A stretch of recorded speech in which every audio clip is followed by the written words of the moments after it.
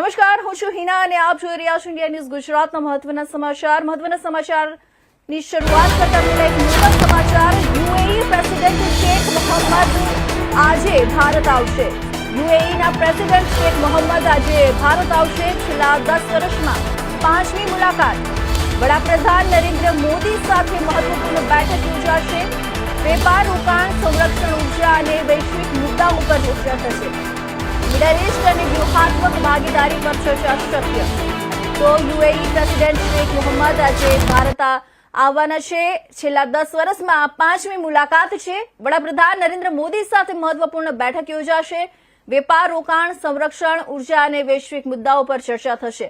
Middle East અને વ્યૂહાત્મક ભાગીદારી પર પણ ચર્ચા થવાની શક્યતા।